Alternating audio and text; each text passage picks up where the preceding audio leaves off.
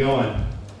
What we're going to do tonight is we're going to have each speaker get up and give a presentation, and then afterwards, we're not going to do a Q&A period until the very end, when everybody is going to disperse to different corners of the room. And then for your specific question that you have, you can go up to each of those individual experts from that agency and ask them your question. We did that at the Mountain Ranch meeting, and we found it went really well. It was very efficient, and people were able to tailor their specific questions and get the answer that they needed. So that's how we're going to go tonight. So first off, I'd like to introduce Josh White from CAL FIRE. And we have Dean, I apologize, I don't have Dean's last name, from Cal Recycle. We have Jeff Grogan from Public Works, County Public Works. We have Mary Swiggy from Health and Human Services, County Health and Human Services. And we have Christine, sorry I don't have your last name, Christine, from FEMA. And we have Eric from Cal OES. Now, I'm going to go ahead and pass it over to Josh.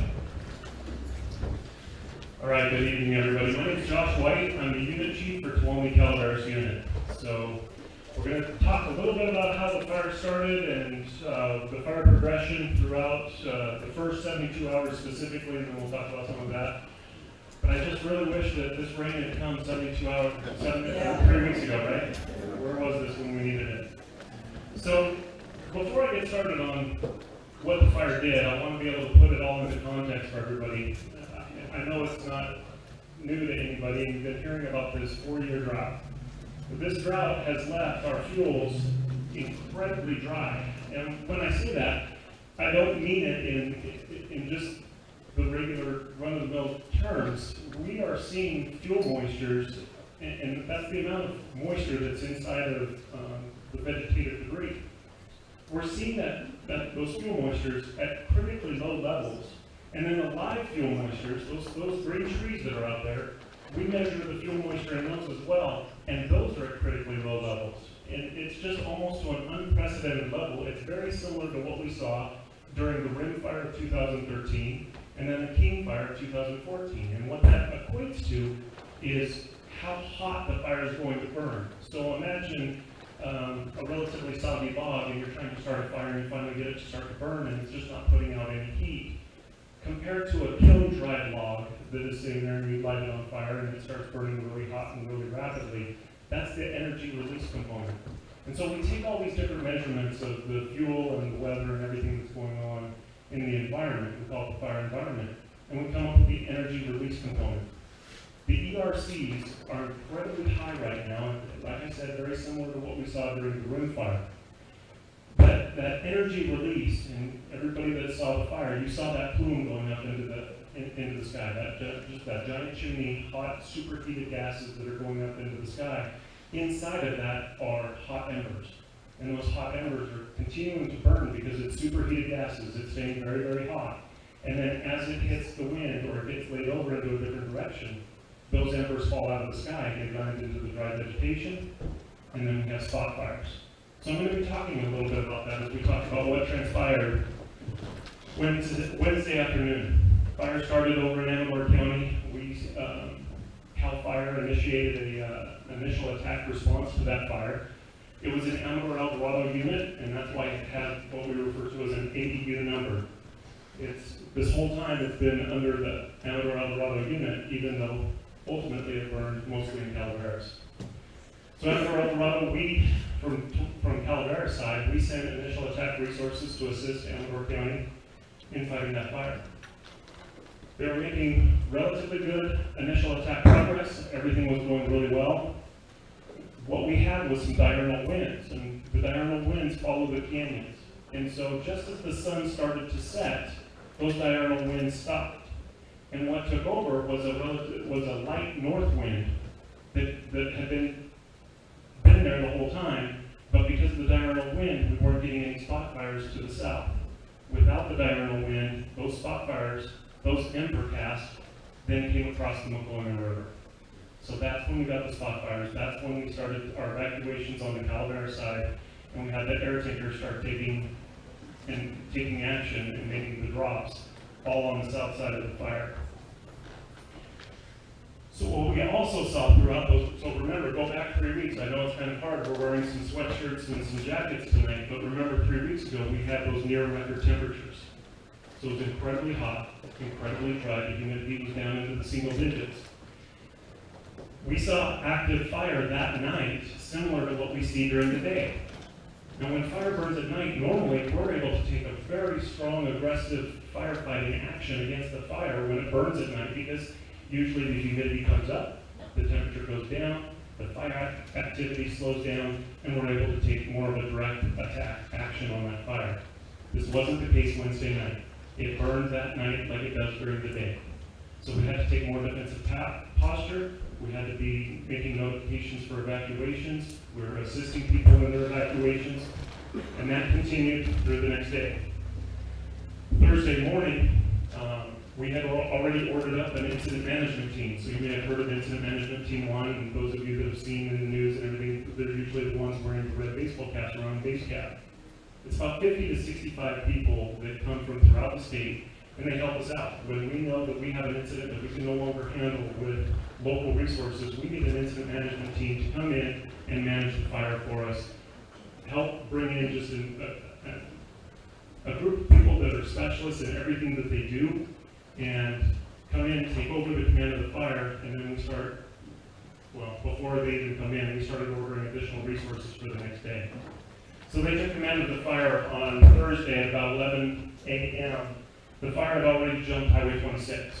It had jumped Highway 26 the night before, Wednesday night, and one of the orders, if you will, from me to the incident commanders is hold the fire 26. We had a 300-acre fire on the south side of Highway 26. I wanted us to catch that slot fire, that slot over, hold it at Highway 26.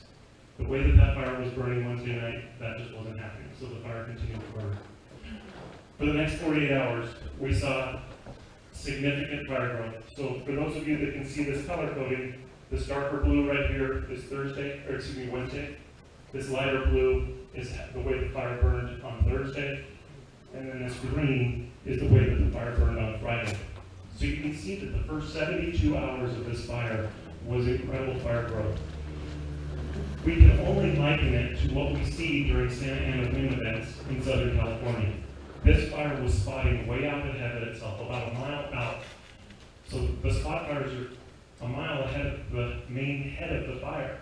And so it caused a problem for evacuations. People that were looking at the fire thinking, okay, if it's still over that other ridge, we have time. With the spot fires, once those spot fires start burning together, that becomes the head of the fire. And it builds up that energy, and it starts spotting ahead of itself. So we saw almost 30,000 acres burn on Thursday, and then about another 30,000 acres burn on Friday.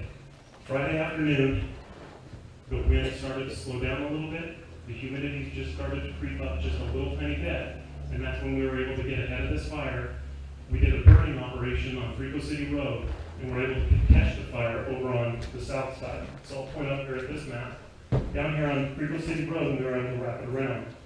If you come up here after the dialogue, you'll see that we continue to have some of that fire burning to the west towards San Andreas. We had a number of resources in San Andreas to protect the community. And then it just kind of continued to burn, and as we say, chunk. It kind of chunked away in different directions, but by that time, we really had the main progression of the fire stopped. My concern is that we had the southwest, south, west, and the north side looking really good. But everybody that knows this area knows that that east side is very steep, heavy fuels, and difficult access. The firefighters did an outstanding job of finding every available road access point to get the dozers in, to get hand crews in, and they were able to cut that off. Because my real concern was that fire was going to continue to travel to the east, because now it's into the canyons. And that's the way that we normally see fires in Calaveras County burn. When they get into the canyons, they want to travel up through the canyon. So we have to worry about a fire that wants to usually travel west to east. This fire didn't do any of that. This fire traveled north to south. It was assisted by that north wind, but it was very difficult for us because of the access. Another interesting point that's very relative is a large portion of this in the upper 2/3 of the fire has no significant fire history over the last 100 years. And what I mean by significant fire history is anything over 100 acres in size or more. There's nothing.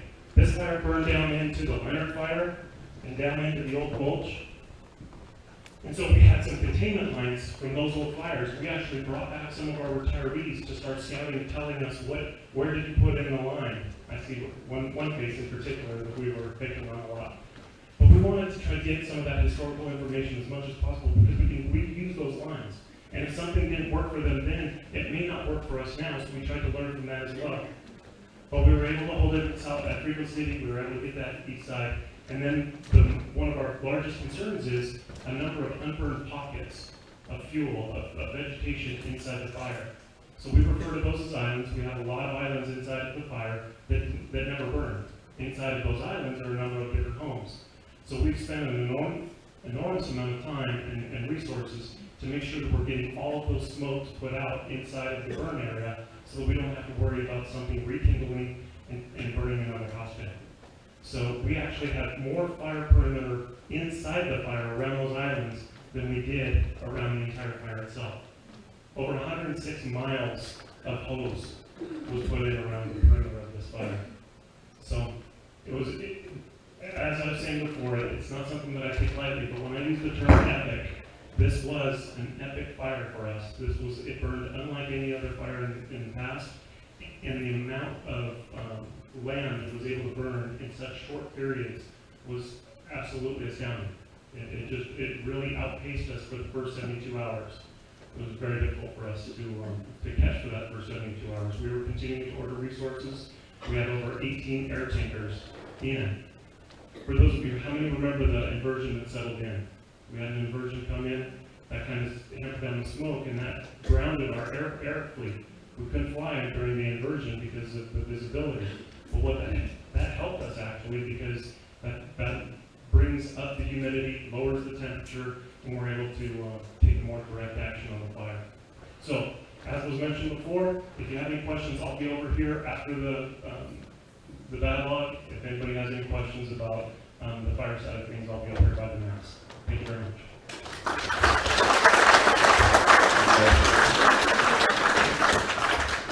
And I have a little bit of housekeeping here. There's somebody living out there that can't get into their driveway because a white BMW with plates 5JBB478. Oh, thank you. So next up we have Dean from Calvary Center. Thank you, Chris. Good evening. So Dean Peterson, representing Calvary Cycle. Calvary Cycle is a state agency. It's not a company, it's a state agency. Also here representing Calaveras County Environmental Health. Jason, your environmental health director, was unable to make it today. So we have the fire we have now. A lot of homes, obviously, that were burned. And that results with a lot of concern we have because we have the ash. We have metals, we have a lot of stuff that's in that ash that is very toxic and not healthy, and we need to handle that in the correct manner. Fairly quickly after the fire had gone through, the county public health officer made a public health declaration to basically address these issues. What that does several things. The biggest thing it does, like most times you make a declaration, is it allows resources to come in. One of those resources is the ability for California to enact their emergency funding and for Calaveras County to enter into an MOU or an agreement with Calvary Cycle. Calvary Cycle has a debris removal operations center that we can put in fairly quickly into organizations or into communities that have been burned by fire. We've ran this for over a decade now on several wildland fires, both urban and rural. And it's a system where we basically can come in and help the homeowners and the property owners to clean up the debris and give you back a piece of property that is clean. We can talk details about that in a bit, but I'm kind of going to go through that process because again, it is a process. And it's a process that's designed to make sure that we maintain and look at public health, environmental issues, and quite frankly, the health of the community. And the goal is to bring the community back, giving them a future, its recovery. The first process is to make sure that we do what we call a hazmat sweep. So it's a sweeping of each of the properties that has burned to ensure there's no overtly hazardous waste. I'm talking things like paint, pesticides, propane containers, acetylene tanks, smaller pieces of asbestos, that kind of stuff. That actually began today. There's another state agency that comes in with their contractors. They were out in 2 parts of the county today, and they'll be basically sweeping all the properties that they can access. This is regardless of if you've entered into the right of entry permit with us or have not, because of the public health declaration. Trust me, if they cannot access your property, if you do not want anyone on your property, you need to let us know, and we will not be going on your property. But that's basically to make the properties safe and to evaluate the site remediation aspects that our materials recovery team can come in and start cleaning the sites. The next step after that happens is we start identifying the sites, and it's very important, and we'll be back here in the corner with the right of entry permits.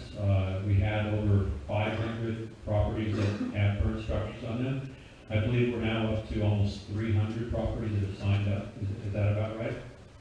We're more than 300, so we're well past the 50% mark, which I think is phenomenal. I think it really shows the fortitude and the strength of this county to move forward and ahead. So the next step is, as we start mobilizing our contractors to get ready for this, is to identify where we're starting. Once we identify that, there's a little additional sampling we do with the property. Then we start putting water on the property. We start basically getting the ash wet, so that when we go in there, we're not causing more of a problem. We're not stirring that ash up, and that's very, very important. This ash is going to contain a number of things. It's going to contain a lot of heavy metals. We've had a couple of folks call into environmental health saying, I've been out sifting through my ash, trying to find my stuff, and my nose is bleeding. My cough is getting worse. This stuff has long-term effects if not handled correctly and you don't have the proper personal protection. So I do say, if you are out sifting through the ash, look for stuff, limit, be safe, be smart, take breaks, don't spend too much time after doing that. So once we get the ash wetted down on the properties, we start basically removing metal. That goes off to be recycled. We then remove the ash. We then start taking foundations. What we found with foundations and houses, after a hot fire like this, more than likely, they're no good. We used to spend time and money evaluating those foundations, but we found it was really a waste of money because we were finding well over 80%, upwards of 90% of those foundations were gone. No builder in the right mind, unless you have a couple of structural engineers coming out certifying, are really going to want to reuse those foundations. So what we've been able to do is we've been able to convince the state of California and the funding sources that the best way to help and get the economy back and get people back in is to basically give you a clean piece of property that you can now re-envision a new home out there. And that's what our program does. Now you're saying, wow, that sounds like a lot of money and a lot of expense. It is very expensive. But what's the cost to the homeowner? Absolutely nothing. Regardless of if you have insurance or not insurance, the cost to you is nothing. If you have insurance, we will work with your insurance company to look at the part of your policy that deals with debris removal. We will take that. We will not touch anything to do with the part of your insurance company that helps you rebuild and move on. We don't want that. You need that. I know about insurance. You need as much as you possibly can. So once we remove foundations, we scrape some soil, we basically grade the area down, we take soil samples. The soil samples show us that we've basically gotten all the contamination off of the property. If we find contamination, we dig more soil until we're down to the point. Typically, when it's not soaking in, it's going to be 2 or 3 inches. We're not talking feet. You then are going to get a certificate, a full-on report of everything we did on your property. And that will basically say that you have a certified clean site to do whatever it is that the county will let you do with it. I know I'm forgetting certain parts of it. One other thing, part of this is once you do the right of entry permit, There's language in there, of course, the lawyers wrote it, talks about stuff. It basically is allowing government access and our contractors to come on your property and do this work. We do it with your partnership, every step of the way. If there are items on your property that you want saved, if there's an old motor, an old pump, an old tractor, a chassis, we will make sure that that gets moved off the side and you can say that. We're not coming in and taking anything that you want to keep. We unfortunately can't really get into the minutiae of it. We can't be sifting through ash because it is a fairly quick operation on that. But we will make sure you know when we're out there and work with you very clearly on what you want, your property. We're there to make sure that it continues to be your property and you use it for whatever you need.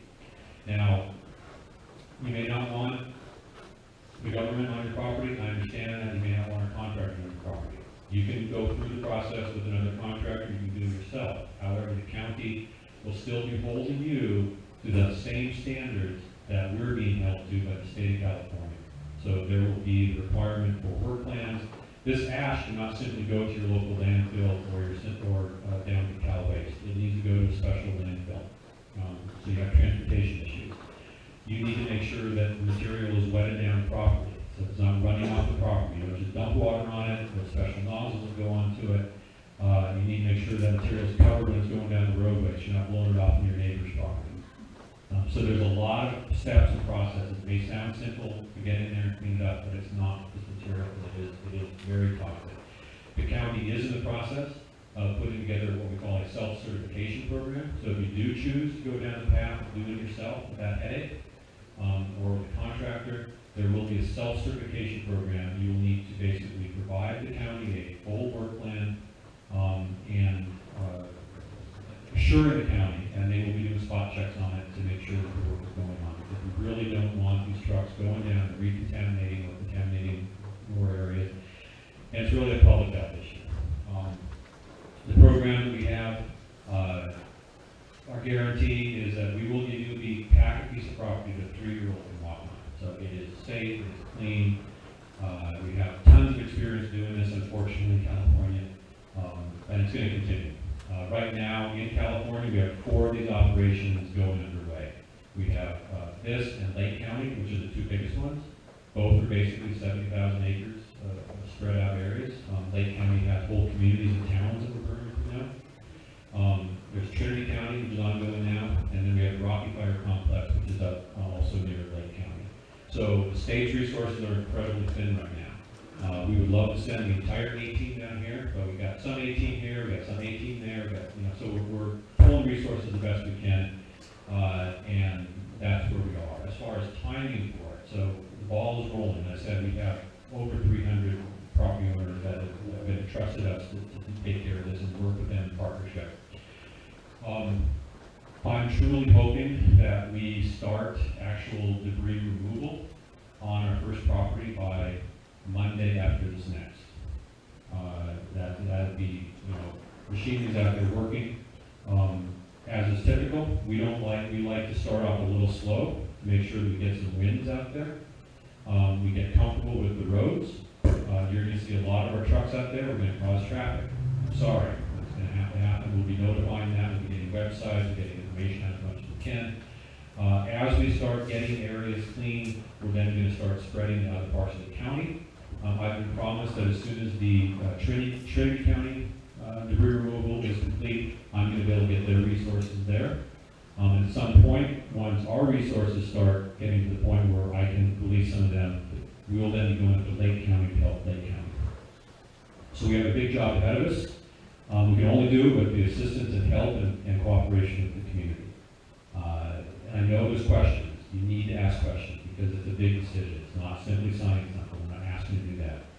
The environmental health staff is fantastic. You guys are blessed here in Calaveras County with amazing what they've done before we showed up here. You're in very good hands with your county environmental health. Contact them with questions. If there's questions they can't answer, they know how to get a hold of me or anyone on my team, and we'll make sure that you have answers, question answered. Ask them 5 times if you want. And that's what happens with a lot of people because there's a lot of information out there. You need to know what you're getting into. And if you said, I don't want this, I don't want you on the property, I would like an opportunity to speak with you. I want to know why. I need to know your concerns. I want to make this program better so that when, in 3 weeks, knock on wood, Santa Ana is going to start up down in Southern California, and we get resources pulled down there. Next time we roll this program out, it's going to be better. And we get better because we work with the communities and we identify what we need. I believe that's what I have to say. I'll be back in the corner here after here, and look forward to speaking with you. I know I've spoken to a lot of you already, and I really look forward to working with you and getting to know you over the next few months.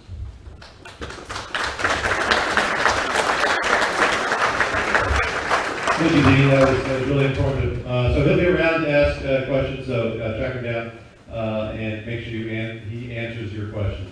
Next up is Jeff from Public Works. Hi, Jeff Franks, Public Works, Calaveras County. Relatively new on the job, but I think my pants are on fire. My crews were dovetailing with CAL FIRE and dovetailing with PG&E to keep the roads open. We have about 81 miles of county roads that are involved within the burn area. And as you know, the burn areas are in various levels of severity. We've had to go out and hit these roads on more than one occasion, sometimes 4 and 5 occasions, because we've had hazard trees that have fallen across the roadway to keep roadways clear. We seem to have reached some stasis with that, and now we're in the process of removing those damaged debris off the side of the road to improve the safety. Starting to replace signs, repair culverts, repair pavements that have been destroyed or damaged. And once that effort's finished, then we're going to move on into some of the erosion, sediment control, and preparation for rainy weather. Our first goals in terms of roads are to deploy up Mountain Ranch, Railroad Flat, Swiss Ranch. The efforts along Jesus Maria and some of the other areas are more complicated because these are roads that are, in many cases, at the bottom of canyons with a lot of overburden and a lot of burned area at the bottom. So speaking from the erosion control perspective, the reforestation, as it were, of the burn area, there are a lot of agencies that are involved, and they are all working. Today, I know that East Bay Mud is working on Mokelumne Basin. I know that DLM is working on their lands. I know that there's a team of Cal OES and Cal Fire people that are looking to repair some erosion problems that were not caused, but as a result of the suppression activities, as well as identifying burn severity throughout the project for deployment of mitigations where we suspect we may have slides that could threaten life, property, infrastructure. On the private land level, there are a lot of agencies that I'm also tying in with, and we're trying to provide information either on websites and apps for the landowners. I know that almost every state and federal agency that I've talked to are looking hard at their budgets to look for monies to potentially help the private landowners with these efforts in terms of BMPs, that's the best management practice. It's an installation to try to slow flows down, try to keep as much water on the soil, try to get the soil to come back. And so we are deploying those out as best we can and getting the information out to you, the property owners. I think that's probably about it. I'll hand this off. I'll be right over by this door if you want to talk about any side on Public Works. Oh, last thing, landfills, solid waste, all transfer stations are open. Continuing to take green waste and burn green waste at the Wilsonville station, at the at a little bit of the copper, but that's not really involved in the Rock Creek. So we will take the burned green waste, the trees, and process those. Hopefully be able to chip those up and get chips back up the hill for deployment for your use. All of the rules remain the same. Thank you. Thanks, Jeff. I do have to say that, everybody, all the agencies, but especially the county staff has been working triple time here. Jeff, like you said, just came on board a few months ago, and he, was just jumped in and worked an amazing job. It's hard to recognize that he actually is from Public Works. He's so out there and so involved in all aspects of this fire and this restoration process. So I just wanted to thank you for that, Jeff. Next up, we have Mary Sweetie from Health and Human Services.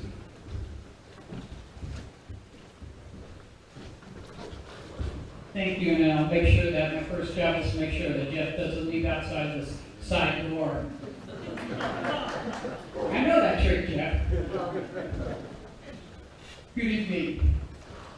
I just wanted to give you a couple of quick highlights, if it's okay, of what we might be able to offer some folks in the room, or if you know of some of your neighbors who might have some need of our services.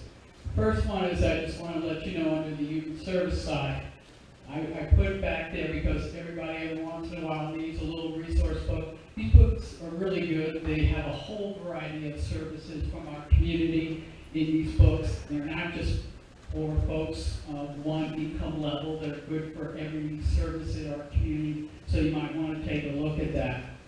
In the last, shall we say, 3 weeks, we've been busy with a variety of things. Our most recent one, though, that might help some folks is we're working on 2 different donation centers. One is now open. We've been working with the Resource Connection. It's now open, and there's a flyer right in here. Talk about advertising. It's right off of 7 North Main Street in San Andreas. We're now also working on a larger donation center that's going to be in Toyline Park, and that will be like almost like a little mini warehouse. And we have more donations coming in than we probably have enough room for. I'll just be honest with you, people have been very generous, both in our community and elsewhere. We have truckloads coming in. We don't even know where we're going to put half the stuff. And I'm hoping that the rate is very kind to us too. Although good, we need it at the same time, so we'll see what happens. But we have a number of truckloads coming in this weekend. One thing, just to let you know, when people have been bringing things in, I just say, if it's not new, I don't want to see it. So just to let you know, and it's a whole variety of things. And I'm sorry, I don't have an inventory of this because we've been having to a little fast. Second thing also under human services, we were able to put in an application because we do know, and I've been hearing it in a lot of meetings, for some folks, they lost their food with the electricity. And so we did put in an application for some disaster food assistance, and we should be hearing about that shortly.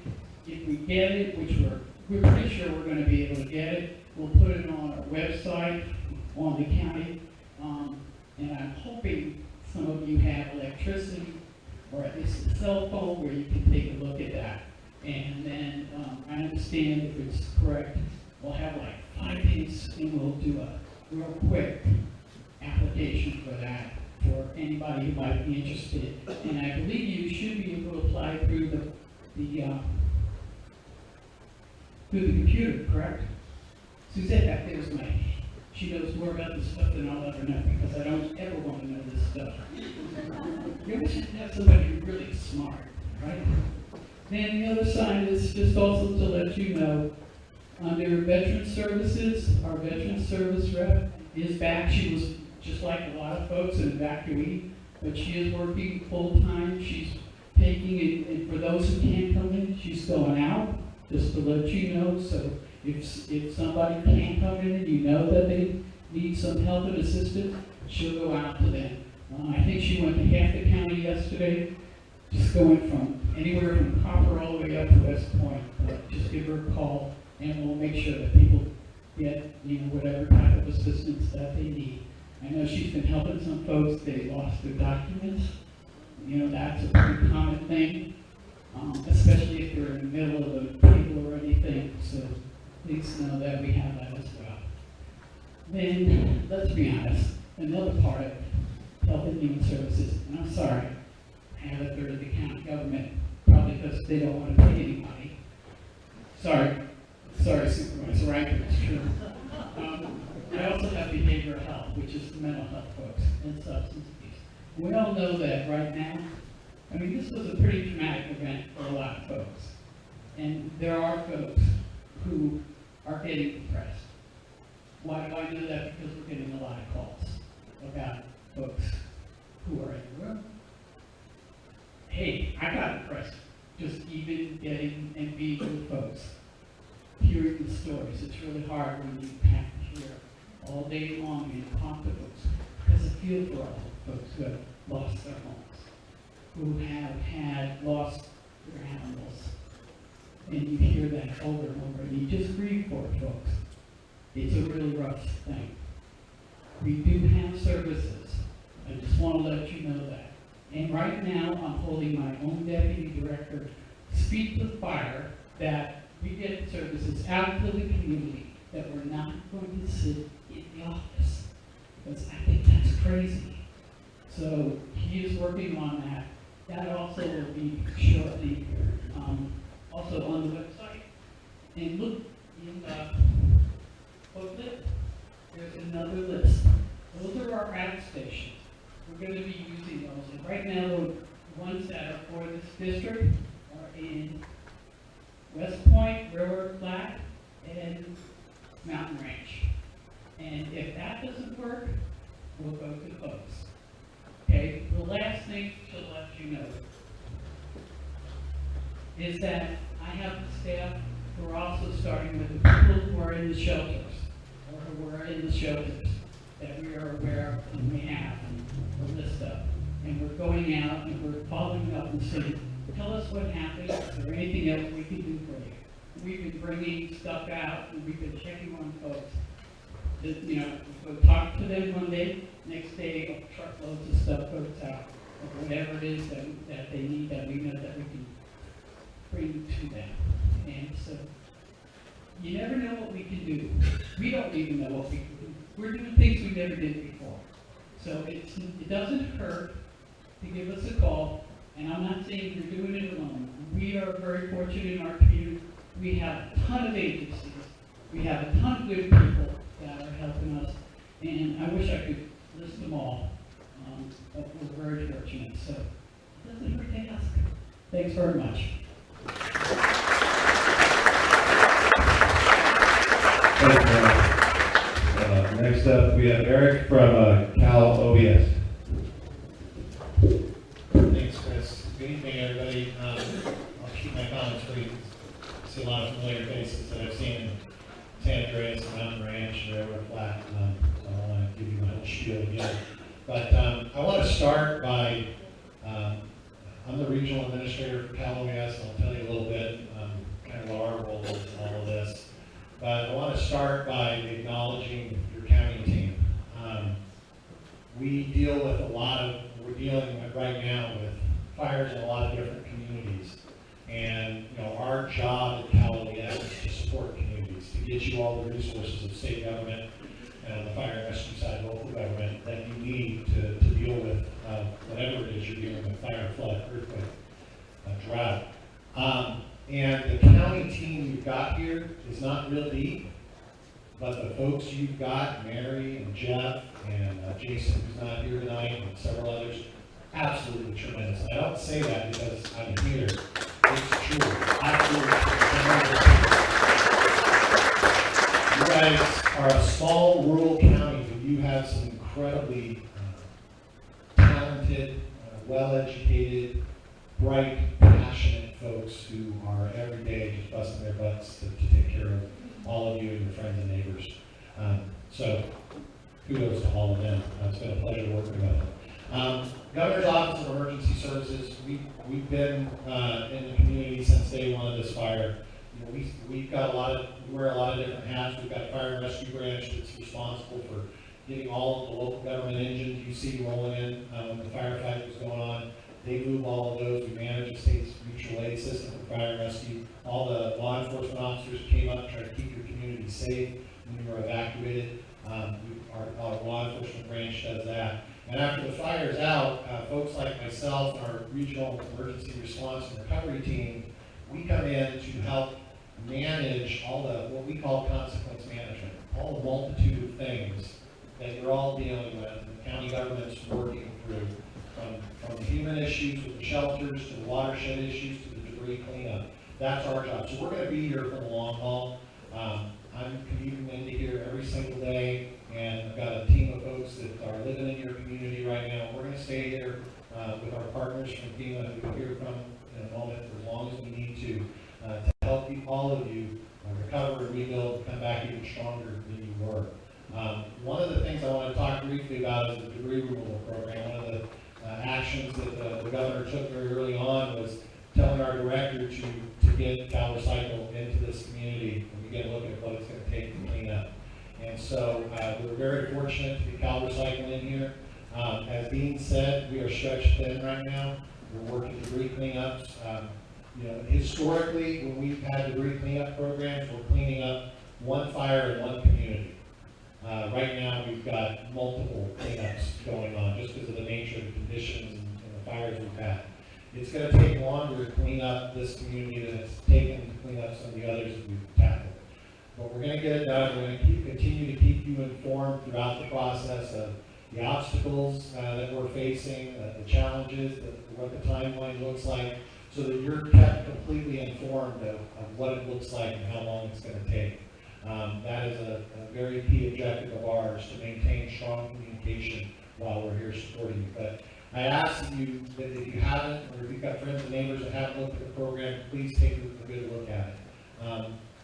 I can't imagine what you're going through. I've never had to deal with the loss of my home. But I can imagine that the stress and heartache of looking at that and wondering where you're going to start is monumental. And this program doesn't cost you anything, and it allows a very qualified group of contractors and scientists to come in and help you deal with what we don't want you to have to deal with. So please take a good look at it. I've seen the program work extremely well. We lost 143 homes in the city of Weed last year, almost to the day that your fire started.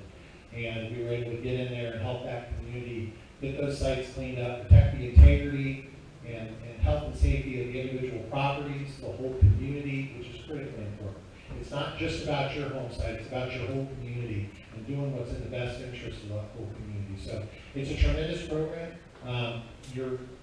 Some of you aren't going to see your site cleaned up right away, just because, again, of the logistics of the community and what we're dealing with. But we're going to work as hard as we can, and Dean and his crews are working as hard as they can to do it the best way, the smart way, so we can get through it as quickly as possible. Finally, I'll be here the rest of the night to answer any questions. Our role continues to be to provide all the support and assistance of California State Government, Calaveras County. And we're continually reminded by Mary and Jeff and others of gaps that they need support with that may not be something that FEMA addresses, and so we're continuing to address those. We'll continue to make sure that state agencies are in the DRCs that have been established by FEMA to support a number of needs you've got on the state government side. And we certainly want to hear if there's anything we're missing. So happy to be here, happy to take any questions later. Thank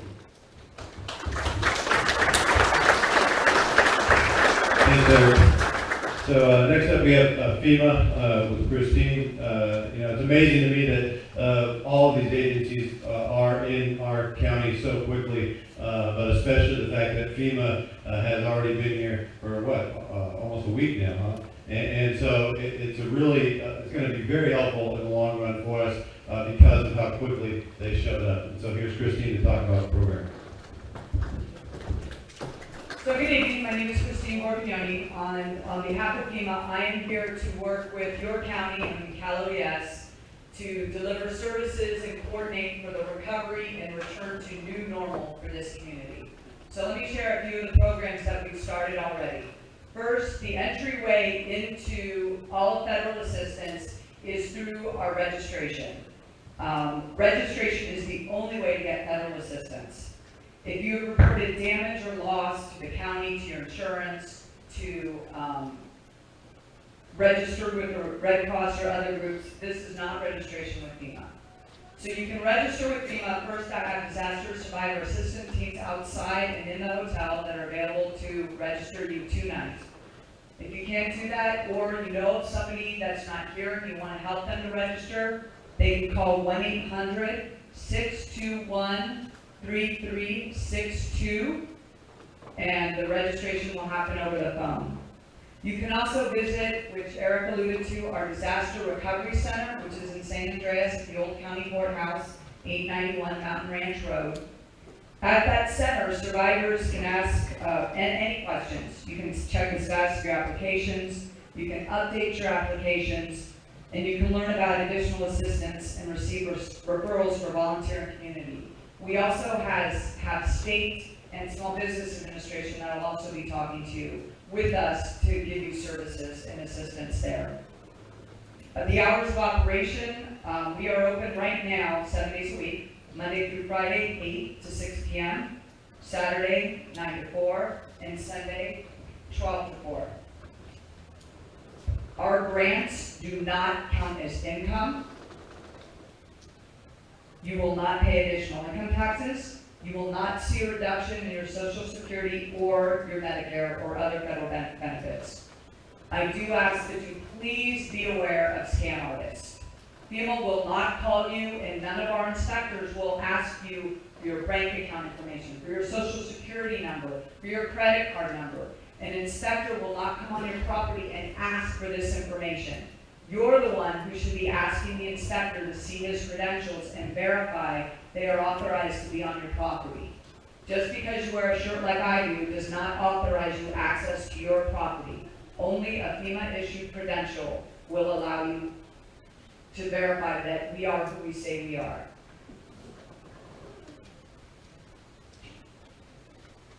Let's see here. Also, the Small Business Administration, watch out for scams, and I'm sure you'll talk about that also.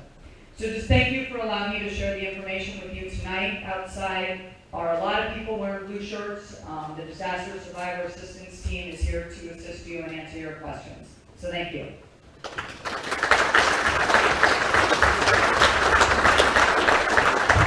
Thanks, Christine. Yeah, make sure to talk to her or somebody else from FEMA tonight. Maybe you can just say that number again in case people missed it. It's 1-800-621-3362. Thank you. All right, next up we have someone that works in partnership with FEMA here to talk about SBA. Michael.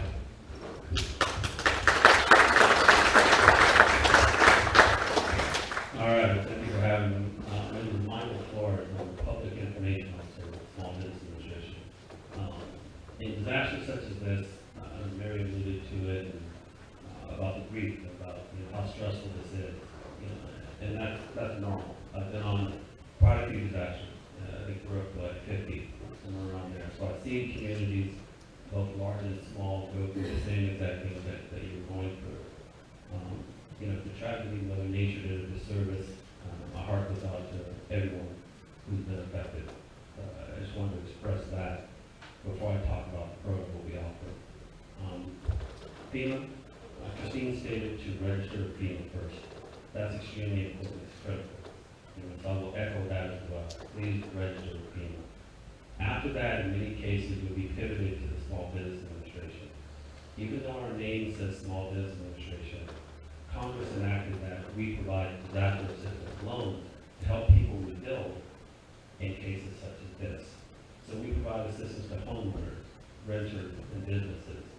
So if you're a homeowner and you've lost your home completely or it's partially burned, we provide up to $200,000 as low interest loan. And when I say low interest, we're looking at roughly 1.87%. And loans are always a good word in times like this, but it's a tool to use and it's an option for you to rebuild. If you're a renter and you lost your car, you've lost personal belongings, it's up to $40,000. And in a time like this, that may help. For a business owner, it's up to $2 million for a business. So we're able to go in and help that business to recover. And we know that business is the lifeblood of every community. The Small Business Administration, we don't want to see people leave the area because of what occurred. And sometimes that's in people's minds, in their heart, and they're stressed. So they make a rash decision. Well, all of us here, and my FEMA counterparts, we're going to stay until the job is done. It's critical, and we understand that. So we're going to be here, again, to help until the job is done. So my message to all of you and I've said this in other meetings, is please don't stand in your own way. When you come outside, if you drive down the street and you see burned out areas or debris, and you're still living in the moment, I know it's stressful, but take a step back and help one another. Take a step back and go seek the information that you need. That's registering with FEMA. That's talking to county officials. That's talking to the SBA. Because just as if you're in a car accident and you look at your car and it's wrecked, the first thing you do is you call the insurance company. Well, what do? It's the same thing here. We're all working across the country, many of us, and we've come to assist, and we're going to do just that. So, again, let me just recap a few things. If you're a homeowner, it's up to $200,000. If you're a business, it's up to $2 million, and if you're a renter, it's up to $40,000. One other thing I'd like to provide. Let's say, as an example, your home is destroyed, and it costs $150 to rebuild. Insurance covers 75, or roughly half of that. We can cover the difference in that 75. So that's how we go about it. And we'll do the case by case, and we'll walk you through the steps. What will happen is, once you turn in your application, a loan officer will call you, and will walk you through the process, and you'll receive phone calls back and forth. And we really make it pretty simple and pretty straightforward. It's taxpayer dollars that we're using, that we've all paid into, to help you to rebuild. So you just need to apply and talk to someone, in this case by case. You know, the program may not fit everyone in this room, but we're going to do our best to make sure that we get you the help they need. So if you need to reach SBA, you can apply online at sba.gov, www.sba.gov, or you can call us at 1-800-659-2955. Again, that's 1-800-659-2955, or you can find us at the Disaster Recovery Center. You'll see some bright blue shirts, you'll see some dark blue shirts from FEMA. But if you see us, just grab us. Hey, what do I need to do? How can you help me? And we'll stop and we'll talk to you. So thank you guys. Thanks a lot, Michael. It's an organization that SBA I didn't know about at all, and so over the last week I've learned a lot about it, and they fill a really good niche for folks in the recovery process. So I'm very thankful they're here. Next up, we have Amy from NRCS. She has a few things to say.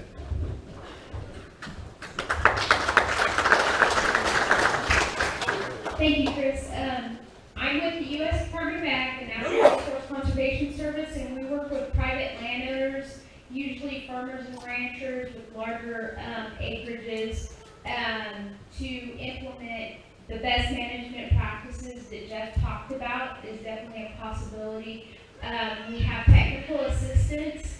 I brought a bunch of best management practice fact sheets that are in the back of the room. We also just put up a website, amadorrcd.org. If you go down to the bottom, it says Butte Fire Resources, and there's a whole list of different best management practices to help with the erosion. We also are planning Cooperative Extension, Master Gardeners, Fire Safe Council, NRCS, Conservation District are planning a post-fire rehab and restoration workshop, probably October 28th or 29th at the San Andreas Town Hall. I will be trying to get that out when we finally get a flyer. I'll try to get that out from a number of sources. We do have our sister agency, Farm Service Agency, also has programs that are available.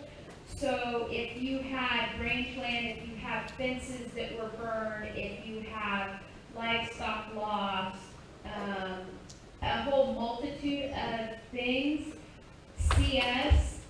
If you're a private landowner with a small piece that you want some technical assistance, unfortunately, we're not going to be able to get to each and every one of your places. The workshop, the end of the month, will be a great place. I'm also kind of looking for homeowner associations, neighborhood watch groups, whoever has a meeting that wants to hear, or a group of people that want to hear about erosion control, I can give a short presentation, have some flyers and such.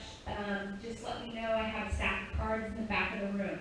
So please let me know how I can help you. If you're a farmer, rancher, agriculturalist, please come see me. I would really like to talk to you, and we can team up, and we might be able to help you financially. Thank you very much. That's some really good info there. I mean, it's a critical component. The erosion is going to be a major problem as we move forward. Now for our last speaker tonight, Chief Spitzer from right here in Mokelumne. I think you all are.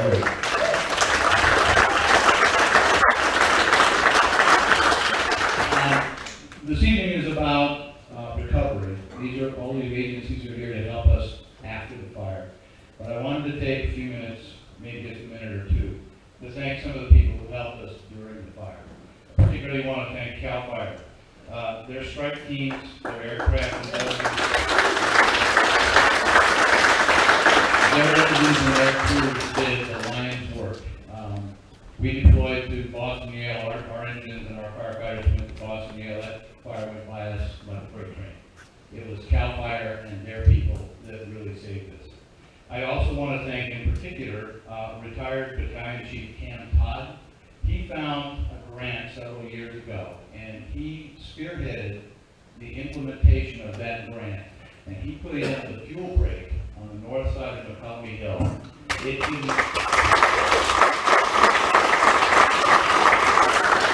fuel break didn't stop the fire at the break, but it slowed it down so much that we were able to get in engines and aircraft and stop the fire. So that fuel break really saved this town.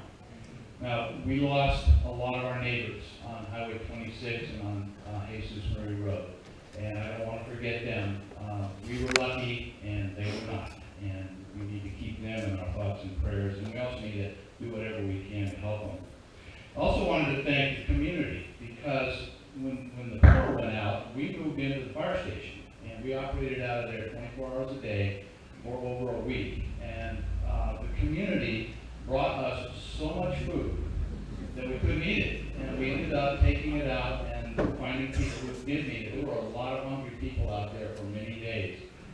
We had one gentleman and his kid brought in a whole bunch of stacked lunches, and we were able to distribute those. We took them out to the Caltrans crews and to the CHP and to the sheriffs, all of whom were out there working for us, and they weren't getting any support. So we tried to spread it around and took care of as many of them as we could. And then lastly, I want to remind you, this isn't over. We still have much of the county that still has 100 years worth of unburned fuel. The temperature is in 103 degrees now, but the moisture levels, despite what you see outside, the moisture levels are still incredibly low. Don't let your guard down. And then the last thing I want to say is the biggest risk to you right now is hazard trees.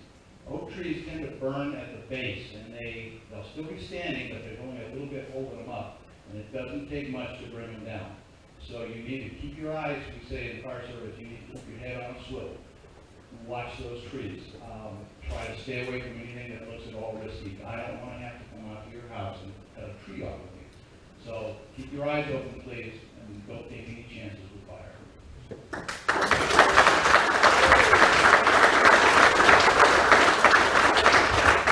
All right. Thank you for saying that. You know, there's so many people in the room to thank. I'm overwhelmed by the amount of amazing community support on the different levels. And so, as supervisor, my phone number is 304-3729. I'm going to be around tonight. Give me a call. I can, mainly assist in pointing you in the right direction to the right person with the expertise. And making sure if you get stuck with somebody on some level, that I can help unstick you. It is my goal. Because we have a long process ahead of us. rebuilding our county, but we're going to do it, and it's because of people like you in this room. So thank you very much. All the folks are going to be around. Find the person you want to talk to and talk to them. So thanks again.